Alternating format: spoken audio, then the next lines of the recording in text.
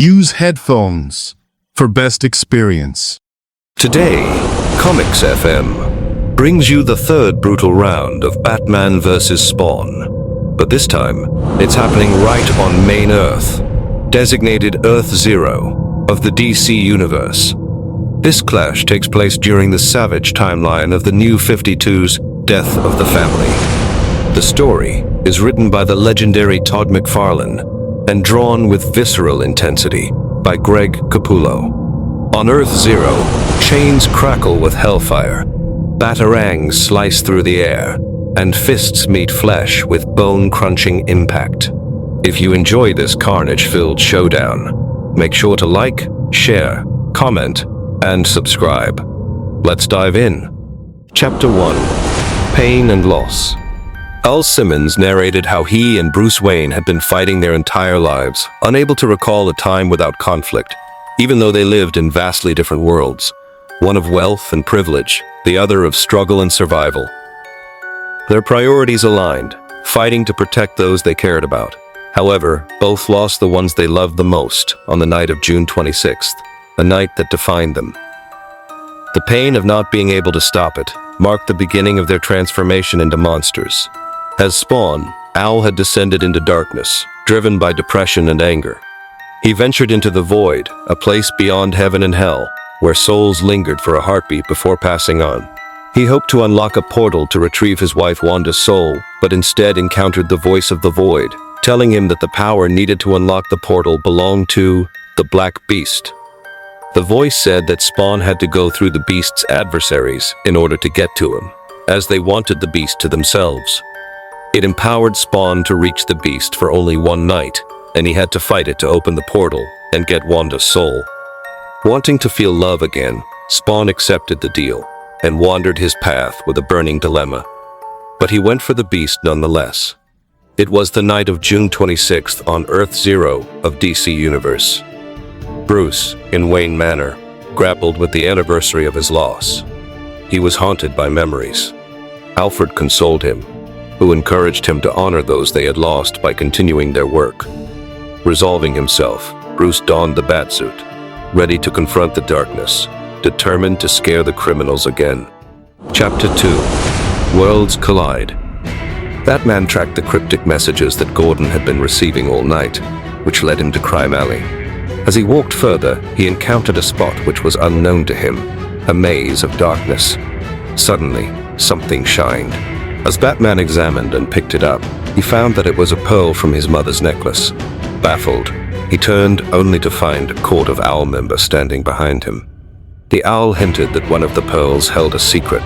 Neither Bruce nor his mother knew, but his father did. The owl revealed that the pearls were needed back, and mocked Bruce's pain over his mother's death, insisting she had to die.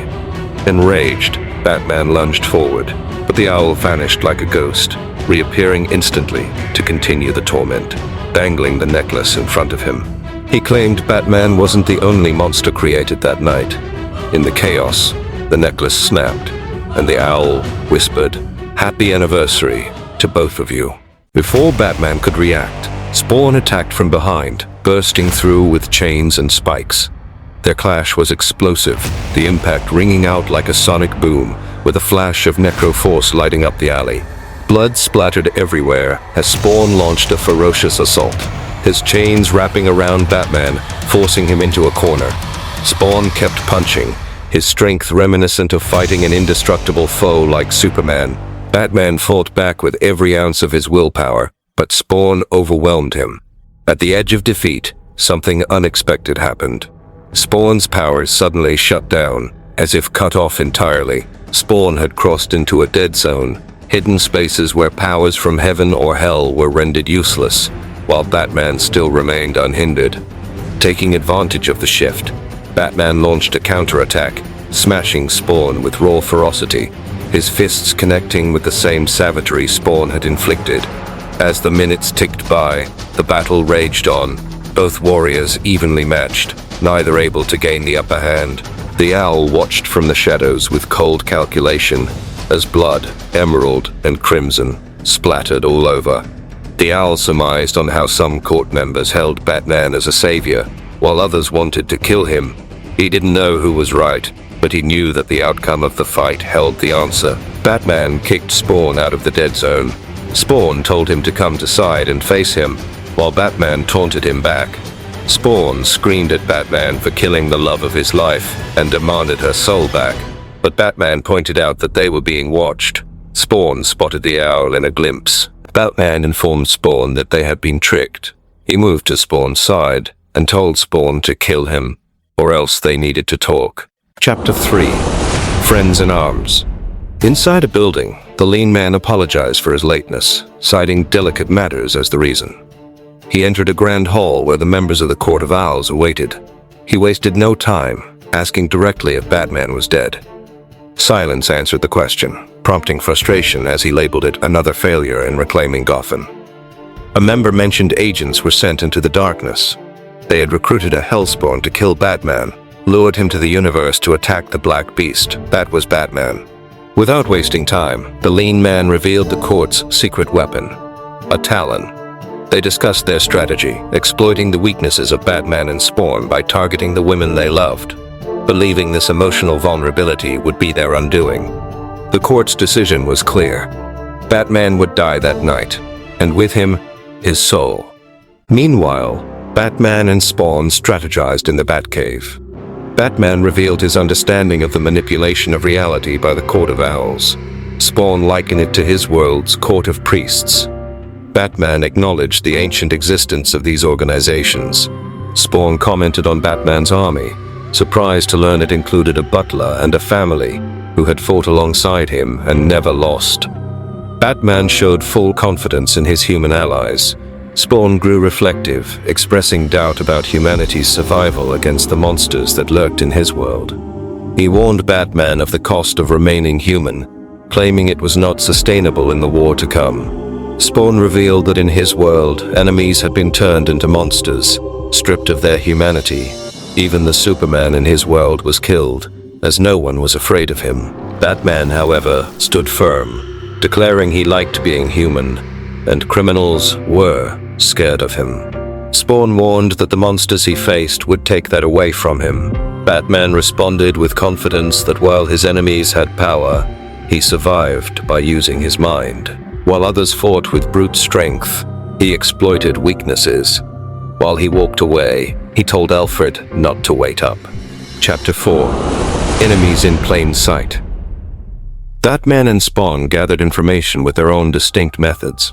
Batman moved with precision, leaving his targets unconscious and intact, while Spawn handled things brutally, leaving death and carnage behind. Their investigation led them to Joker. Joker sat calmly, seemingly waiting for them. He opened the strap that held the skin over his face. As he looked with his twisted flesh face at Spawn, he remarked that they were sane. He revealed his disdain for the owls, complaining that they disrupted the natural order of things, something he found personally offensive. So, he said that he would help them, so that they can take the owls down. He shared crucial information but told Spawn not to kill the bat, as he wanted to end him personally. After they left, Joker's laughter grew louder, his eyes wide with manic excitement. He sat back on his chair, surrounded by grotesque Joker-Violator hybrids, vowing to unleash chaos on the city once the owls were dealt with. He promised his pets that neither Batman nor Spawn knew what was coming. Outside, Batman and Spawn prepared for the next phase of their mission. Batman questioned Spawn about his wife, Wanda, pressing for details on her maiden name. At first hesitant, Spawn eventually answered. Her maiden name was Wanda Blake. Batman instructed Spawn to be ready when he called Blake, a code word. Meanwhile, the Talon moved through the ruins of Gotham, seeking the piece of pearl from Martha's necklace that had been hidden for over 2 decades. His eyes gleamed with anticipation when he finally found it. The pearl was a trigger, rekindling hope for some rogue owls that it could be a portal to the cosmos. The Talon went back to the owl headquarters and told his leader, the lean man, that he had retrieved the pearl. However, it was Batman who had to be blackmailed and used to open the portal. Spawn was just an accessory, but right then, Spawn appeared behind him. He had taken the owl leader. He taunted the Talon to come and find them if he dared. and disappeared with a necroblast. Chapter 5. Fight Night. At the outskirts of Gotham, Batman stood in the courtyard of Arkham Asylum. He ordered Spawn to smoke the area and knock out a selected few guards and criminals. Spawn complied. Batman calculated 18 minutes till the cops arrived. The Talon arrived and mocked Batman. He knew that Batman had called him into a dead zone so that the trigger, the pearl, won't work. But he told Batman it would work the same. Just as knew everything about Batman, because they were the ones who made him. With his voice echoing, he kicked Batman aside. Spawn intervened, lighting up the area. He told the Talon to leave Batman and come save his owl leader, whom he had under chains. In this window, Batman tweaked the circuits to the lights. As the inmates watched with glee, Spawn and the Talon fought. The dead zone did its work, dampening Spawn's powers. A bare-knuckle fistfight ensued. The Talon sprayed fire from his hands and hurled Spawn down. In order to make it a fair fight, the Talon threw away all his weapons. He walked up to Spawn and kept punching him, all the while taunting Batman to witness the carnage and his power. He told Batman about Martha, but forgot about another soul, that of Wanda. Spawn hurled the Talon back in rage. The owl leader attacked Spawn from behind, but Batman stopped him. The leader cryptically said that there was no time for him to return home. He frantically started throwing the blades. Spawn instructed Batman to cut the lights, which he did. In the dark, the leader shot the blade and it struck Batman's chest, bringing him down. As the lights came back, the leader walked to the wounded Batman, taunting him that his mother would be disappointed. But Batman got up and impaled him through the chest with a blade, killing him. It was actually Spawn, morphed to look like Batman. Batman screamed at Spawn, telling him it was unnecessary. But Spawn said that he did Batman a favor. The entire asylum watched, and they knew if they ever pushed Batman too far, Batman would kill them. As he said this, he changed his look into a Batman-Spawn hybrid. However, the Talon pulled his cape and dropped him into a dead zone. Only 2 minutes until the cops arrived. The Talon threatened to kill Spawn. Batman said to go ahead, but if the Talon did that, Batman would release all the inmates.